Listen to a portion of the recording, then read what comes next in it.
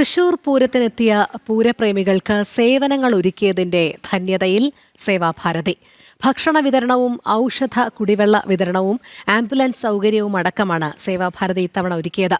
അടിയന്തര ഘട്ടങ്ങളിൽ ഡിസാസ്റ്റർ മാനേജ്മെന്റിൽ പ്രത്യേക പരിശീലനം ലഭിച്ച വോളണ്ടിയർമാരുടെ സേവനവും പൂരത്തിന് സേവാഭാരതി സജ്ജമാക്കിയിരുന്നു. സാനു കെ സജീവ് തയ്യാറാക്കിയ റിപ്പോർട്ടിലേക്ക്.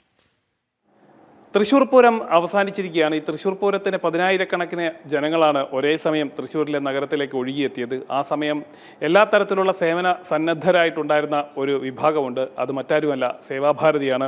വൈദ്യസഹായം, ഒപ്പം ഭക്ഷണം, കുടിവെള്ളം, അങ്ങനെ എല്ലാ മേഖലകളിലും, ഹെൽപ്പ് ഡെസ്ക് അടക്കം, ആംബുലൻസ് സർവീസ് അടക്കം, ഇങ്ങനെ എല്ലാ മേഖലയിലും സഹായം എത്തിച്ച ഒരു സന്നദ്ധ സംഘടന കൂടിയാണ് സേവാഭാരതി. കാരണം എവിടേക്ക് തിരിഞ്ഞാലും, റൗണ്ടിൽ എവിടേക്ക് തിരിഞ്ഞാലും സേവാഭാരതിയുടെ പ്രവർത്തകർ എല്ലാവർക്കും വഴികാട്ടികളായിട്ടുണ്ടായിരുന്നു. ഒപ്പം എന്തൊക്കെ പ്രവർത്തനങ്ങളാണ് ഈ സേവാഭാരതി പൂരസമയത്ത് നടത്തിയതെന്ന് സേവാഭാരതിയുടെ ഭാരവാഹികൾ തന്നെ വ്യക്തമാക്കും. കാരണം അവർ ഇതിനു മുൻപ് തന്നെ, ഈ പൂരത്തിന് മുൻപ് തന്നെ എന്തൊക്കെ സേവനങ്ങൾ ജനങ്ങൾക്ക് നൽകുമെന്ന് വ്യക്തമാക്കിയിരുന്നു. പത്രസമ്മേളനത്തിലൂടെ ആ കാര്യങ്ങളൊക്കെ അറിയിച്ചിരുന്നു. അപ്പം അവരോട് തന്നെ നമുക്ക് കാര്യങ്ങൾ ചോദിക്കാം. ചേട്ടാ, എത്രത്തോളം പ്രവർത്തനങ്ങളാണ് നമ്മൾ നടത്തിയത്? വൈദ്യസഹായം ഉണ്ടായിരുന്നു, ആംബുലൻസ് സൗകര്യം ഉണ്ടായിരുന്നു, അതേപോലെ തന്നെ കുടിവെള്ളം, ഭക്ഷണം, എല്ലാ മേഖലയിലേക്കും സേവാഭാരതി ഈ പൂരത്തിലെത്തി. തീർച്ചയായിട്ടും നമ്മുടെ സേവാഭാരതി 23ാമത്തെ വർഷമാണ് നമ്മൾ ഈ സേവന പ്രവർത്തനങ്ങൾ തൃശ്ശൂരിൽ നടത്തുന്നത്. നമ്മൾ പത്രസമ്മേളനത്തിൽ പറഞ്ഞിരുന്നു. ആ പറഞ്ഞതിൻ്റെ അപ്പുറത്ത് കടന്നുകൊണ്ട് ചെയ്യാൻ നമുക്ക് ഇത്തവണ കൂടുതൽ സാധിച്ചിട്ടുണ്ട്.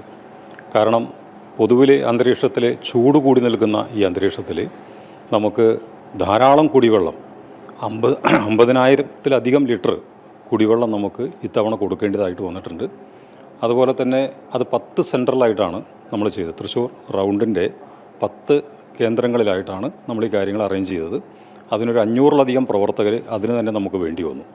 അതുപോലെ തന്നെ 3 പ്രധാന കേന്ദ്രങ്ങളിൽ ഒരു മെഡിക്കൽ എയ്ഡ് പോസ്റ്റ് എന്നുള്ള നിലയ്ക്ക് 3 സ്വകാര്യ ആശുപത്രികളുടെ സഹകരണത്തോടു കൂടിയിട്ട് ഡോക്ടേഴ്സ്, നഴ്സസ്, അറ്റൻഡേഴ്സ് ഇവരൊക്കെ അടങ്ങുന്ന ഒരു നല്ലൊരു ടീം അവിടെ സേവന സന്നദ്ധരായിട്ടുണ്ടായിരുന്നു. ഒട്ടനവധി പേര് കുഴഞ്ഞു വീഴുക, അങ്ങനെ ചെറിയ ചെറിയ പരിക്കുകൾ പറ്റുക, ഇവർക്കൊക്കെ വേണ്ടതായിട്ടുള്ള പ്രാഥമിക ചികിത്സ അതൊക്കെ നൽകുന്ന ഒരു കാര്യം ഉണ്ടായിട്ടുണ്ട്. അതേപോലെ തന്നെ ഈ ഇത്തവണ നമ്മൾ ശ്രദ്ധിച്ചൊരു കാര്യമുണ്ട്. പ്രത്യേകം പരിശീലനം ലഭിച്ചിട്ടുള്ള ആളുകൾ, പലപ്പോഴും ഇത്ര വലിയ ചൂടാണ്, ആ സമയത്ത് ആളുകളെ വളരെ പെട്ടെന്ന് അവിടുന്ന് റെസ്ക്യൂ ചെയ്യാൻ വേണ്ടിയിട്ട് വളരെയേറെ പരിശീലനം ലഭിച്ചിട്ടുള്ള ഒരു വിഭാഗം ആളുകളെയും സേവാഭാരതി നിയോഗിച്ചിരുന്നില്ലേ?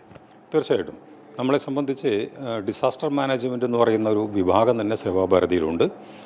ഈ കഴിഞ്ഞ ദിവസം 2 മാസങ്ങൾക്ക് മുമ്പേ NDRFൻ്റെ തന്നെ ഒരു പ്രത്യേക പരിശീലനം തൃശ്ശൂർ കേന്ദ്രമാക്കിക്കൊണ്ട് സേവാഭാരതിയുടെ പ്രവർത്തകർക്ക് നൽകി കഴിഞ്ഞിരുന്നു. അതിൻ്റെ പശ്ചാത്തലത്തിലും കൂടി പ്രത്യേകമായിട്ടൊരു ഫസ്റ്റ് എയ്ഡിൻ്റെ ഒരു ട്രെയിനിങ് കൂടി ഡോക്ടർ ഋഷിൻ സുമനെ പോലെയുള്ള ആളുകളുടെ നേതൃത്വത്തിൽ നമുക്കിങ്ങനെ വളണ്ടിയേഴ്സിനെ തയ്യാറാക്കാൻ പറ്റി. ഏതാണ്ട് 500 പേര് തന്നെ അത്തരം റെസ്ക്യൂ ചെയ്യാനുള്ള ടീമിനെ നമ്മൾ വിവിധ ഭാഗങ്ങളിലായിട്ട് നമ്മൾ നിയോഗിച്ചിരുന്നു. അതേപോലെ തന്നെ നമുക്ക് എത്രത്തോളം ആളുകൾക്ക് ഈ ഒരു പൂര ദിനങ്ങളിൽ ഭക്ഷണം വിതരണം ചെയ്യാൻ സാധിച്ചിട്ടുണ്ട്? കുടിവെള്ളം നമ്മളിപ്പം 50,000 ലിറ്റർ എന്ന് പറയുമ്പോൾ അതുപോലെ തന്നെ നമ്മൾ ഭക്ഷണ വിതരണവും സേവാഭാരതി നടത്തിയില്ലേ? തീർച്ചയായിട്ടും നമ്മൾ 2 കേന്ദ്രങ്ങളിലാണ് ഭക്ഷണ വിതരണം നമ്മൾ നടത്തിയത്. ഒന്ന് നമ്മുടെ തെക്കേ മഠത്തിലാണ് നടത്തിയത്, രണ്ടാമത്തത് നീരാഞ്ജലി ഹാളിലാണ്.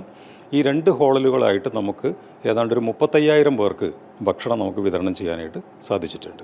ആംബുലൻസ് സൗകര്യമൊക്കെ എത്രത്തോളം ആളുകൾക്ക് ഗുണകരമായിട്ടുണ്ട്? കാരണം ഇത്ര ചൂടാണ്, ഒരുപാട് ആളുകൾ കുഴഞ്ഞു വീഴുന്നതൊക്കെ നമ്മുടെ കണ്ണിൽ തന്നെ കാണേണ്ടി വന്നിട്ടുണ്ട്. അപ്പം എത്രത്തോളം സഹായം ആ മേഖലയിൽ സേവാഭാരതിക്ക് പൊതുജനങ്ങൾക്ക് കൊടുക്കാൻ സാധിക്കും? ആംബുലൻസ് സേവനമാണ് സത്യത്തിൽ സേവാഭാരതി കേരളത്തിൽ നിറഞ്ഞു നിൽക്കുന്നൊരു സേവന പ്രവർത്തനമായിട്ട് നമുക്കൊക്കെ കാണാൻ സാധിക്കുന്നത്. അത് ഏത് ദുരന്തങ്ങൾ ഉണ്ടാകുമ്പോഴാണെങ്കിലും, ഏത് ആഘോഷ പരിപാടികളിലാണെങ്കിലും ഒരു സഹായം എന്നുള്ള നിലയ്ക്ക് ആംബുലൻസിൻ്റെ ഒരു പ്രത്യേക സേവനങ്ങൾ നമുക്ക് നൽകാറുണ്ട്.